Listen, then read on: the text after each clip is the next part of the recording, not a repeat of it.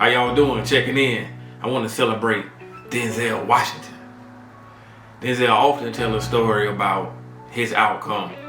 He's a critically acclaimed actor, and he talks about that being due in part to his father being involved in his life. Because when he look at his closest friends that didn't have a father involved, they had more dire outcomes than he did, and that propelled him to be an active father in the lives of his children. Like, think about it. We see Denzel Washington, on the movie screen, but we very rarely see him in the Hollywood scene because he values time with his family. I want y'all to listen to these two clips about how Denzel Washington views fathers, especially black fathers in the community. Have a good one. About African American men and how this movie speaks to them. Pain is passed down from father to son and son to son. A lot of pain in Troy's life is a result of the pain and the damage from his father that he then visits on his son.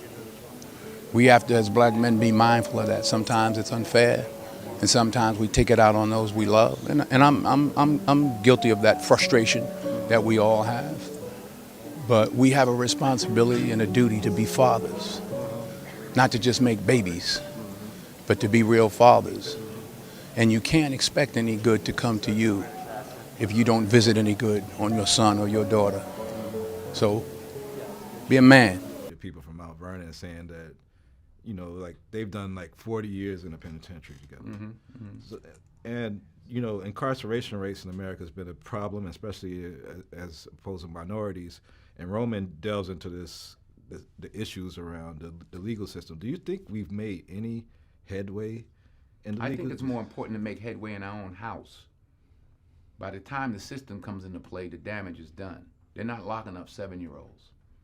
Yeah. I was in Chicago a couple of 3-4 weeks ago, and we saw these little kids on bikes with masks on the side of their head, like 5 or 6 of them. And the driver said, "Yeah, they're little yummies." I said, "Who?" He said, "Little yummies. Look up, Google Little Yummy." Little Yummy was an 11-year-old murderer. Wow. And you look at his picture, you'll see the headshot of him, and he's like this. And he got murdered at 11 by a 14-year-old. Wow. Who's doing life now, and a 16-year-old. That makes no sense. You blame the system? Where was his father? Yeah. It starts in the house. It starts in the home. And well, my father got locked up. Well, where was his father? Yeah. Like I did talk about my 3 closest friends, and they did, 15 to 25. One did 28, this and that. I was the only one of the 3 that had a father in my life, even though my parents were together.